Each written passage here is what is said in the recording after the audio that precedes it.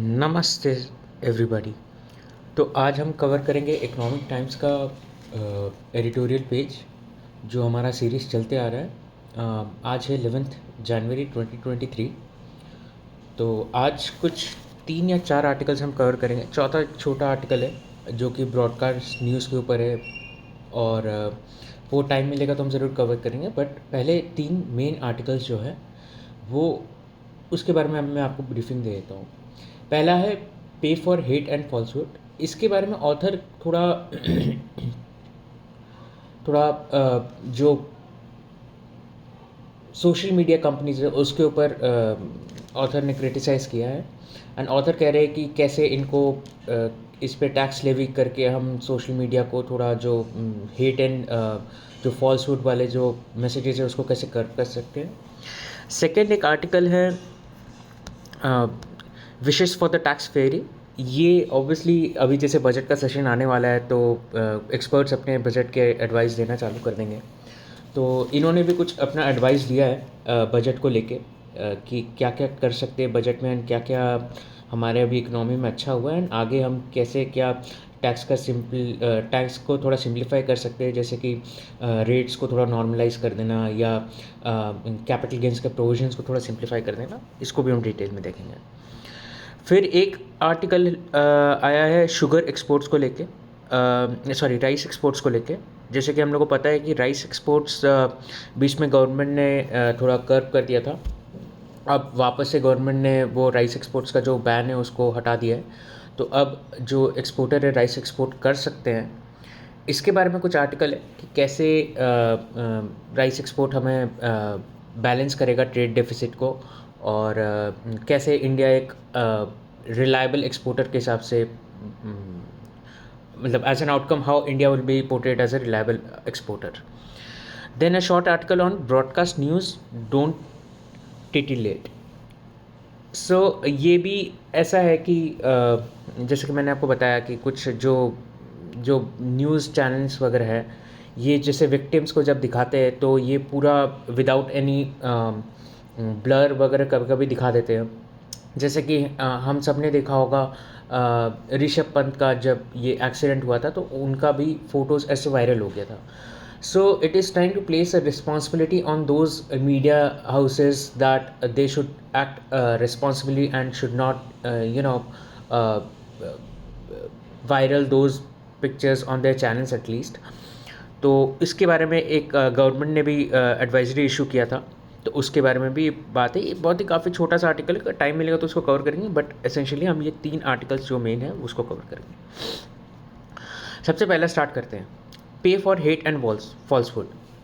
आगे बढ़ने से पहले वीडियो में लाइक और कमेंट और सब्सक्राइब जरूर करिए। कमेंट में आप मुझे ये बताइए कि आपको ये वीडियो कैसा लग रहा है एंड आप और क्या इस पर इम्प्रूवमेंट करना चाहते हैं। ये मेरे कुछ इनिशियल वीडियोज़ हैं तो आप इसमें और क्या इम्प्रूवमेंट करना चाहते हैं। और हाँ, मैंने आपको पहले भी बोला था कि अगर आप चाहते हैं कि पूरा इकोनॉमिक टाइम्स में कवर करूँ तो मैं वो भी कर सकता हूँ।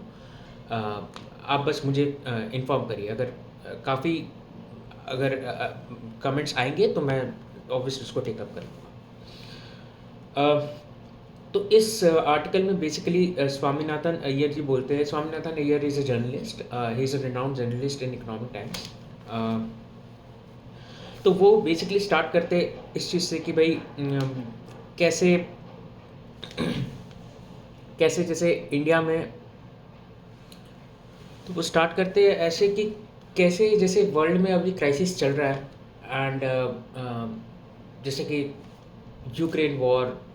फिर उसके बाद वो कहते हैं कि भाई कोविड-19 के कारण फाइनेंशियल स्क्वीज जो आ गया गवर्नमेंट पे, उस एक तरफ ये और दूसरी तरफ ये कि सोशल मीडिया जो फालतू के मैसेजेस फैलाए जा रहे हैं, फॉल्सहुड फैलाए जा रहे हैं, वायरल मैसेजेस किए जा रहे हैं जिसका कोई सर होता है ना पैर होता है।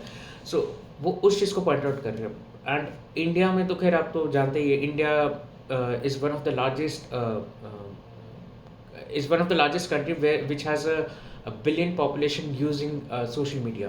तो सोशल मीडिया कंपनीज काफ़ी मतलब अट्रैक्टेड है इंडिया के मार्केट की तरफ, क्योंकि उनको एक अच्छा कंज्यूमर बेस मिलता है। खैर वो अलग बात है, बट वो ये कहना चाह रहे हैं कि कैसे एक तरफ वायरल मैसेजेस वगैरह फैल रहे हैं एंड दूसरी तरफ कोविड और ये यूक्रेन के कारण वर्ल्ड क्राइसिस पे जा रही है। बट वेट ए सेकेंड, आप ये सोचें कि इन दोनों का लिंक क्या है। इन दोनों का लिंक ये ऑथर वही बताना चाह रहे हैं कि कोई ऐसा लिंक नहीं है, बट अगर आप दोनों को जोड़ो, एक तरफ वर्ल्ड क्राइसिस पे जा रही है, डेफिसिट्स हो रहे हैं वर्ल्ड के बजट्स पे, एंड अगर हम और लोग आईएमएफ से लोन मांग रहे हैं, तो अगर हम इसको थोड़ा कॉम्पेंसेट कर सकते हैं कैसे, ये जो सोशल मीडिया वगैरह जो है ना, इसके ऊपर एक सिन टैक्स इम्पोज करके।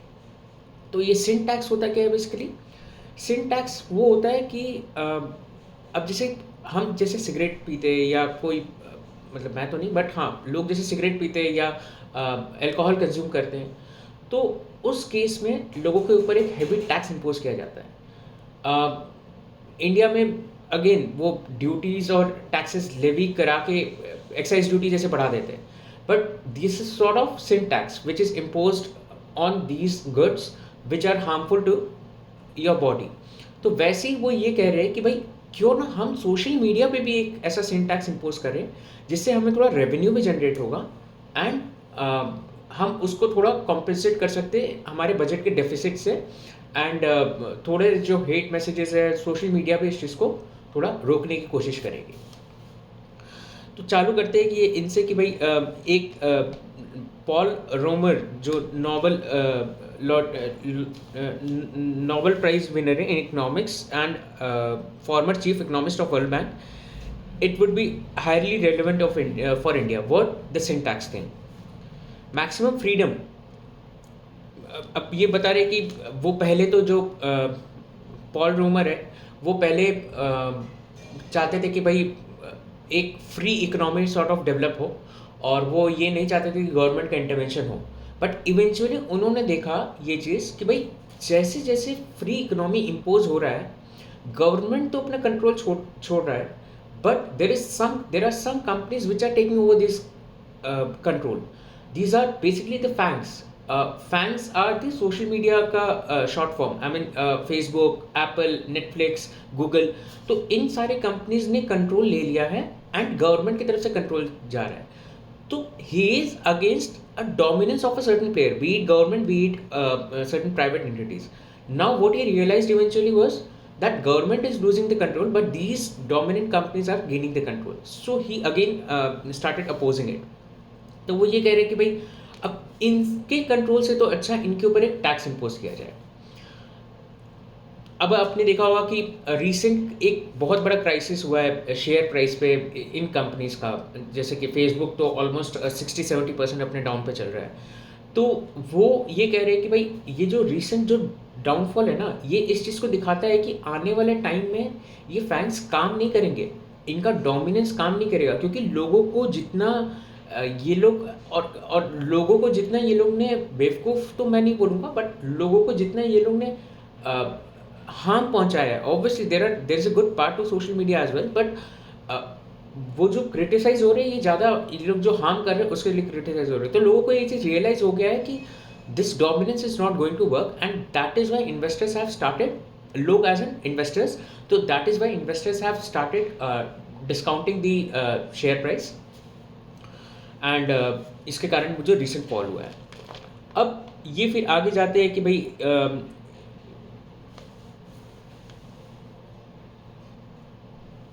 फिर ये आगे जाके कहते हैं कि भाई सोशल मीडिया पे जैसे कोई चीज़ वायरल हो जाती है, जैसे कि हमें सबको पता है कि कोई ऐसा फॉल्स वर्ड वाला मैसेज हो या कोई ऐसा वायरल वाला मैसेज हो, तो वो जल्दी लोग फॉरवर्ड करते, जल्दी लोग देखते हैं, सिवाय उसके कि जो लोग को देखना चाहिए एसेंशियली। तो वो इस चीज़ को पॉइंट आउट कर रहे हैं कि भाई काफ़ी ज़्यादा कॉन्स्पिरेसी थ्योरीज वगैरह ज़्यादा जो है लोगों को अट्रैक्ट करती हैं, तो this is a wrong thing. फिर वो कह रहे हैं, फिर और क्रिटिसाइज़ कर रहे हैं कि सोशल मीडिया जो एसेंशियली जब पहली बार बनी थी तो उनका ये थॉट प्रोसेस था कि हम डेमोक्रेटाइज करेंगे फ्रीडम ऑफ स्पीच को, आई मीन स्पीच को हम डेमोक्रेटाइज करेंगे, बट ये तो कुछ और ही होते जा रहा है। आई मीन स्पीच तो आज लोगों के पास आ गया, फ्रीडम ऑफ स्पीच, बट विसाविस लोग थोड़ा हेट्रेड की तरफ भी ज़्यादा जाने लग गए हैं, लोग थोड़ा वायलेंस के ऊपर ज़्यादा जाने लग गए हैं। एंड आपको पता होगा कि आप जैसे यूट्यूब में कुछ सर्च करते हैं तो एल्गोरिदम ऐसा वर्क करता है इनका कि आप एक बार अगर सर्च कर ले तो आपको उसी बेसिस पे रिकमेंडेशंस और आने लग जाते हैं। तो वो ये कह रहे हैं कि भाई एल्गोरिदम भी इनका फंटास्टिक है, जो कि इस तरह से और आपको हेट स्पीच के लिए दिखाता है और आपको वायरल मैसेजेस दिखाता है जिसका कोई सेंस नहीं बनता, और अगर सेंस बनता है तो नेगेटिव सेंस ही बनता है। फिर उसके बाद डेमोक्रेटाइजिंग स्पीच से ज़्यादा आगे डेमोक्रेटिक फॉल्सहुड्स। फिर सोशल मीडिया क्लाइम्स, जो ये लोग क्लेम करते हैं कि सोशल मीडिया जो कंपनीज है इनके ऊपर गवर्नमेंट ने भी काफ़ी इनको एडवाइजरी इश्यूज़ किए हैं, और कोर्ट के द्वारा भी कई बार होते हैं। अब जैसे आपने देखा ही होगा कि खैर वो तो ट्विटर के लिए जो पिछले साल जो अपना बहुत सारे आर्गूमेंट्स हुए थे दिल्ली हाई कोर्ट और ट्विटर के बीच में, तो कई बार ये सब आर्गूमेंट्स हो जाते हैं। तो सोशल मीडिया का कहना है कि भाई हम तो अपना काम कर रहे हैं, हम चाहते हैं कि सारा फेक न्यूज़ और मैसेजेस हम हटा दें, but the question is are they doing enough? Because still we can see viral messages, still we can see those hate messages being floated around social media. So the question is, are they doing enough? And along with that, they have this policy of self-governance. So the question is, are these entities going to self-govern themselves? I mean, is self-governing enough for them? uh, Looking at the picture currently, it seems no, but so that is why author is asking that we could resort to a social syntax basically. जैसे कि अगर आप देखेंगे कि फिर वो author वही कह रहे हैं कि लिकर और सिगरेट के ऊपर जैसे हम लोग ने सिंटैक्स इम्पोज किया था, उससे कोई वैसा तो फ़र्क नहीं पड़ा। आज भी लोग लिकर और ये सिगरेट वगैरह पब्लिकली और या अपने घरों पे कंज्यूम करते ही है, बट एटलीस्ट कुछ तो फ़र्क पड़ा। तो वैसा ऑथर कहना चाह रहे हैं कि भाई सोशल मीडिया टैक्स पे भी कुछ तो आप लेवी करो, इससे उनको भी कुछ फ़र्क पड़ेगा और गवर्नमेंट के पास भी रेवेन्यू जनरेट होगा। फिर ऑथर अपना एंडिंग नोट पे लिखते हैं कि इसके दो गुड पॉजिटिव इफेक्ट्स होंगे। जैसे कि अगर मान लीजिए आप सिंटैक्स इम्पोज करते हैं तो कुछ जो ट्रेडिशनल मीडिया हाउसेस है जो कि आज के डेट में ऑलमोस्ट बंद हो चुके हैं, क्योंकि ट्रेडिशनल मीडिया हाउसेस के पास वो कैपेबिलिटीज़ नहीं है कि वो उनके साथ compete कर पाए इन खराब चीज़ों पे। I am not saying that traditional media houses खराब है, बट इन खराब चीज़ों पे compete नहीं कर सकते। Suppose you are reading a newspaper, the next article which is published is what you are going to read next. But in social media, if you are watching videos, the next video is going to be based on algorithm, is going to be algorithm based. So obviously वो आपके mind को ज़्यादा attract करेगा as compare to social traditional media. तो author ये कह रहे हैं कि अगर जिस हम ये करते हैं तो इसके बारे में हमें मतलब जो ट्रेडिशनल मीडिया हाउसेस है वो थोड़ा एक्टिव होंगे। फिर उसके बाद ट्रेडिशनल एंड फिर एक सेकेंड चीज़ तो है कि टैक्स रेज होगा। तो ये चीज़ ऑथर पॉइंट आउट कर रहे हैं कि भाई ये दो पॉजिटिव इफेक्ट्स होंगे।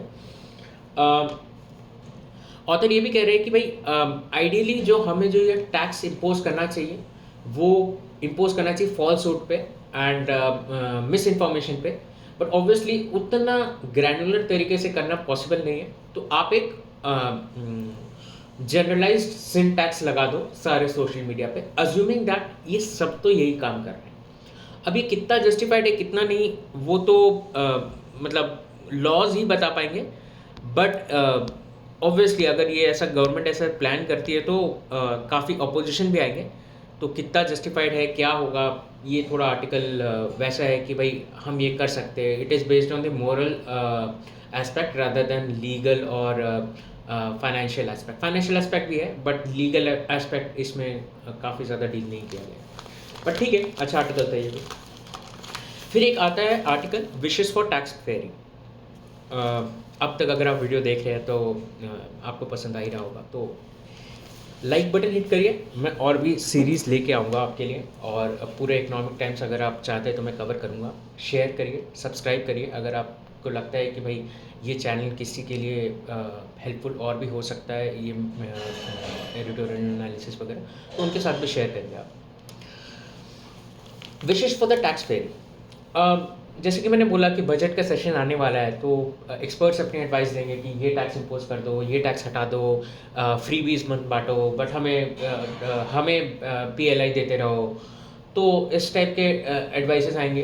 कल भी इनफैक्ट एक अच्छा आर्टिकल था जिस पे वो कह रहे थे कि भाई गवर्नमेंट को आप एडवाइस दे तो that is okay, but government के पास खुद के एक्सपर्ट्स बहुत हैं, एंड उनके भी कुछ प्रायोरिटीज़ रहते हैं।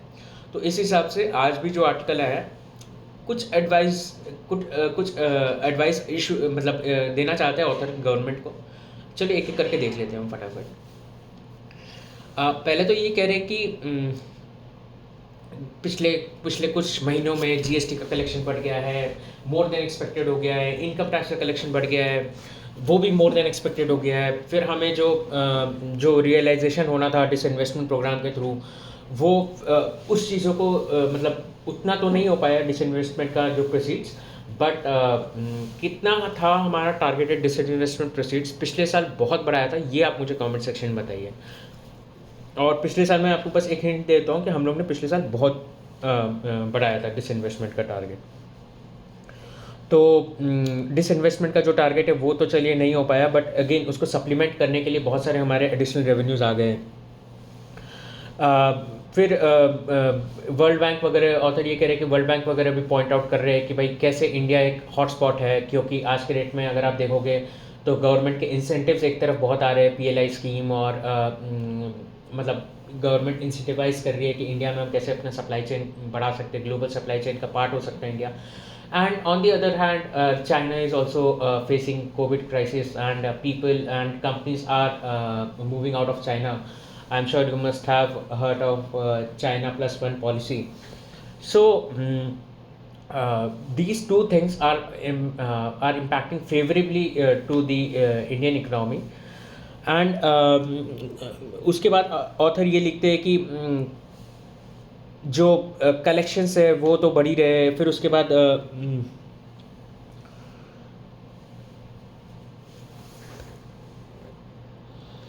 फिर ऑथर थोड़ा ये पॉइंट आउट कर रहे हैं कि कैसे हमारे जो टैक्स सिस्टम है उसमें कंपनीज़ को कैसे इंसेंटिवाइज किया जा रहा है। जैसे कि कोई मैन्युफैक्चरिंग कंपनीज अगर 2024 के पहले अपना एस्टैब्लिशमेंट कर लेती है तो उसे सिर्फ 15% टैक्स देना पड़ेगा। Earlier the deadline was set to September 2019 which obviously got pushed due to Covid.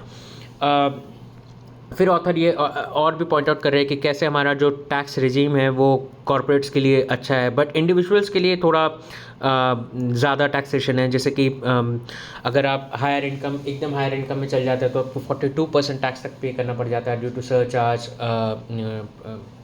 And tax तो रहता ही है, टैक्स रेट तो रहता ही है। तो फिर ऑथर आते हैं अपने एडवाइस के ऊपर। पहले तो सबसे पहले तो बोलते हैं प्रमोट सिंप्लिसिटी, कैपिटल गेंस। उसके मतलब कैपिटल गेंस टैक्स आपको पता ही होगा कि कोई अगर हम एसेट खरीदते हैं तो उसको अगर हम बेचते हैं तो उस पर हमें जो टैक्स पे करना पड़ता है that is capital gain tax. जैसे कि आप मान लीजिए शेयर खरीदे रिलायंस का, तो आप रिलायंस का जब शेयर खरीदेंगे, मान लीजिए आपने 2400 पे खरीदा और आपने 2600 में उसे बेच दिया, या मतलब जितना भी आपको जो 200 रुपीज़ टैक्स है वो आपका कैपिटल गेन टैक्स होगा। ऑब्वियसली फिर इसमें भी कैटेगरीज है, जैसे कि short term capital gain, long term capital gain, वो डिटेल अलग है, खैर उसमें हम नहीं पढ़ते हैं। तो ऑडिटर ये ऑथर ये कह रहा है कि भाई हमें टैक्स का थोड़ा इंटरप्रिटेशन और टैक्स का थोड़ा जो कंप्लाइंसेस है उसको थोड़ा सिंप्लीफाई कर देना चाहिए। फिर जैसे कि compliances as in second point में ऑथर ये बोल रहे हैं कि भाई TDS TCS के वेरियस रेट्स है उसको थोड़ा सिंप्लीफाई कर देना चाहिए, और उसके थोड़े कंप्लाइंसेस का बर्डन को कम कर देना चाहिए। आपने देखा होगा हर TDS और TCS का तो इतना बर्डन आज के डेट में एक स्मॉल बिजनेसमैन के ऊपर रहता है कि भाई कब हमें TDS लेना है, कब हमें TCS लेना है, GST पे TDS है, फिर कभी 1% कभी 5%। तो वो काफ़ी कंप्लाइंसेस को ऑथर कह रहे हैं कि भाई इतना नहीं करके भाई आप ईज़ ऑफ डूइंग बिजनेस बढ़ाओ। फिर आप इंसेंटिवाइज करो R&D वगैरह के एक्सपेंसेस को, क्योंकि R&D में इंडिया ऑलरेडी लैग करता है, तो उसके ऑथर कह रहे हैं कि आप इंसेंटिवाइज करो। डिस्प्यूट रेजोल्यूशन, इसका मतलब क्या हुआ कि भाई जब कोर्ट वगैरह डिस्प्यूट रेजोल्यूशन पे आ जाते हैं, आई मीन जब कोई एक डिस्प्यूट आ जाता है कोर्ट वगैरह पे, तो छोटे छोटे चीज़ों को लेके लोग ITAT पहुंच जाते हैं, या ITAT as an income tax appellate tribunal पहुंच जाते हैं, या हाई कोर्ट तक भी केसेस चल जाते हैं। तो वो जो डिस्प्यूट रेजोल्यूशन का जो मैकेनिज्म है उसको ऑथर कह रहे हैं कि थोड़ा और स्मूदन करने के लिए। इनफैक्ट हम लोग ने काफ़ी अच्छा प्रोग्रेस किया है। जैसे कि स्पेसिफिकली अगर मैं बोलूँ कि कुछ लिमिट के ऊपर ही इनकम टैक्स अथॉरिटीज़ उस केस को ITAT तक लेके जा सकते हैं। मतलब अगर आपका केस का अमाउंट कुछ एक लिमिट के ऊपर है तभी आपका वो केस ITAT तक जाएगा। तो एक चीज़ उसमें अच्छा है कि भाई कई सारे केसेस पहले ही निपट जाते हैं। तो उसको ऑथर पहले पॉइंट आउट कर रहे हैं। And it is great to see that the cases are coming down with the tribunals and they are being resolve fairly quickly. फिर लास्ट में ऑथर पॉइंट आउट कर रहे हैं कि भाई it is frustrating to see that some issues relating to tax treaty eligibility are being litigated from 1995 onwards judgment despite circulars from Supreme Court. A degree of clarity should reduce the litigation and promote foreign investment. वही author कह रहे हैं कि भाई अगर कोई tax का कोई प्रोविजन आप लेके आ रहे हो तो थोड़ा उसे सिंप्लीफाई करके रखो। अब जैसे कि आपने देखा होगा कि वो जो रेट्रोस्पेक्टिव टैक्स का जो अमेंडमेंट था गवर्नमेंट ने उसे रोल बैक कर लिया। तो इन सब चीज़ों को लेके ही ऑथर कह रहे हैं कि थोड़ा सिंप्लीफाई करो और टैक्स रिजीम को थोड़ा सा बेटर बनाओ ताकि कंप्लाइंसेस और रिड्यूस हो। और इनफैक्ट आपको पता ही होगा कि अगर आप कंप्लाइंसेस अगर और रिड्यूस करते हो टैक्स रेट को और कम करते हैं ना तो आपका रेवेन्यू कई बार बढ़ जाता है। मतलब आप GST का ही देख लो। अब GST में जैसे कंप्लाइंसेस थोड़े GST के हालांकि बहुत सारे कंप्लाइंसेस रहते हैं, बहुत सारे फॉर्म्स रहते हैं, but GST in a way service tax और वैट से तो अच्छा इसलिए है क्योंकि GST एक वन नेशन वन टैक्स को थोड़ा एंडोर्स करता है। तो उससे क्या हो जाता है कि गवर्नमेंट के अगर आप देखो कि टैक्सेस कैसे बढ़ रहे हैं धीरे धीरे करके, उस पर भी CAG ने कुछ कमेंट किया था। वो कभी और बात करेंगे उसके बारे में कि कैसे वो रेट्स बढ़ा है कि मतलब कलेक्शंस बढ़े हैं कि घटे हैं। हमें दिख तो रहा है अभी बढ़े, बट कंपेयर टू अगर हम GST और सर्विस टैक्स करते तो सॉरी सर्विस टैक्स और वैट करते तो उसमें क्या इफेक्ट होता है उसका एक रिपोर्ट आया था। कभी उस बारे में कभी और बात करेंगे। फिर उसके बाद एक लास्ट आर्टिकल आया, put rice exports back on the cooker. इसमें ये चीज़ ये कह रहे हैं कि भाई पहले जो राइस एक्सपोर्ट जो गवर्नमेंट ने बैन कर दिया था लुकिंग एट द इन्फ्लेशन, जो सीरियल का जो एक कैटेगरी रहता है उसमें राइस सबसे ज़्यादा इन्फ्लेशन कॉज कर रहा था। एंड आपको पता होगा कि CPI जो है हमारा जो बैंड है वो 2 to 6% होना चाहिए, 4% प्लस और -2% रहता है वैसे बैंड। तो गवर्नमेंट को कंट्रोल करना था अपना जो इन्फ्लेशन है, तो एसेंशियली गवर्नमेंट ने इसके कारण ही बैन लगा दिया था। और बैन ना ब्रोकन राइस के ऊपर था ज़्यादा। तो ब्रोकन राइस क्या होता है, जैसे कि जो एनिमल फीड वगैरह को जो लेके जो राइस जो एक्सपोर्ट होते थे उसके ऊपर बैन था। तो इसके कारण ऑथर ये कहना चाह रहे कि भाई ये जो बैन है अब ये हट गया है। इंडिया वैसे भी 40% of the India is the largest exporter of rice, ठीक है। तो इंडिया जो 40% जो एक्सपोर्ट करता था राइस का, वो आज भी इंडिया होल्ड करेगा उस top I mean first position को। ऑथर कह रहे कि उससे तो कोई डिस्टर्बेंस नहीं होगा क्योंकि बीच में हम लोग ने कर्व लगा दिया था उस खोल दिया तो भी कोई प्रॉब्लम नहीं होगा। क्योंकि आप देखिए ये जो बाकी जो कंट्रीज़ है जो कि राइस में काफ़ी अच्छी, आप जैसे आप चाइना का देखेंगे या आप ब्राज़ील का देखेंगे तो इंडिया का काफ़ी अच्छा इनसे ज़्यादा वो है प्रोडक्शन है एंड एक्सपोर्ट है। प्रोडक्शन तो मैं नहीं बोलूँगा, एक्सपोर्ट है। तो इस चीज़ों को लेके ऑथर कह रहे हैं कि India is well placed, there is no problem with it. फिर उसके बाद ऑथर ये कह रहे हैं कि भाई discontinuation of the pandemic era free grain scheme is expected to ease some demand pressure from the public stock holding। जैसे कि गवर्नमेंट में आपको पता होगा कि भाई जब पैंडमिक के टाइम में फ्री ग्रेन वगैरह का जो लेके आया था तो वो सब अब गवर्नमेंट ने डिसकंटिन्यू कर दिया है। तो वो सब के कारण अब गवर्नमेंट को कम पब्लिक स्टॉक होल्डिंग करना पड़ेगा। गवर्नमेंट को भी तो कोई स्टॉक होल्डिंग करना पड़ेगा ना भाई, जब अगर किसी को बांटना है तो वो ऑथर ये कह रहे हैं कि अब क्योंकि ये स्कीम्स डिसकंटिन्यू हो गए तो गवर्नमेंट को स्टॉक होल्डिंग भी कम करना पड़ेगा। एंड वीट के भी स्टॉक इसीलिए कम होते जा रहे हैं धीरे धीरे करके। और फिर लास्ट में ऑथर ये बोल रहे हैं कि इंडिया जो है अब ये जो राइस एक्सपोर्ट्स का जो कर्व है उसे हटा के एक थोड़ा सा एक रिलायबल एक्सपोर्टर के हिसाब से सामने आएगा। तो बस ऑथर यही कह रहे हैं। लास्ट में एक फटाफट एक आर्टिकल देख रहे थे, ब्रॉडकास्ट न्यूज़ डोंट टिटिलेट, उसका वही कहना है कि भाई कैसे जो टीवी चैनल्स वगैरह है काफ़ी इररिस्पॉन्सिबली एक्ट कर रही है। काफ़ी लोगों का जो मैसेजेस, मतलब आई मीन जो एक्सीडेंट के विक्टिम्स है, या कोई सपोज मान लीजिए अभी जैसे ऋषभ पंत जी का एक्सीडेंट हो गया था, तो उनका भी जो फोटोज़ है विदाउट ब्लर किए वायरल कर रहे हैं, अपने न्यूज़ चैनल में दिखा रहे हैं। तो उस पर ऑथर ने उनको काफ़ी क्रिटिसाइज़ किया है, और उन्होंने कहा है कि थोड़ा न्यूज़ चैनल भी इससे एक्ट करे, एज इन थोड़े रिस्पॉन्सिबिलिटी एक्ट करे। Then author points out to the fact that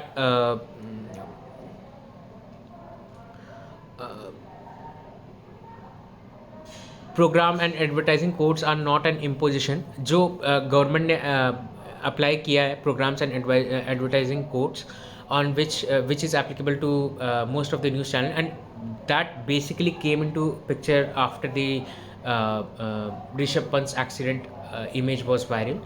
So author says that this is not an imposition. It is basically the least standard which this media houses should follow, and ताकि वो अपने dignity और इनके उस पर नहीं वो करें। For a country that has world aspirations, let tastefulness and decency in its media coverage also behave responsibly. बस यही कुछ आर्टिकल्स थे, मैंने ऑलमोस्ट सारे आर्टिकल्स आपके लिए कवर कर दिए आज। अच्छा लगे तो लाइक करिए। Have a nice day.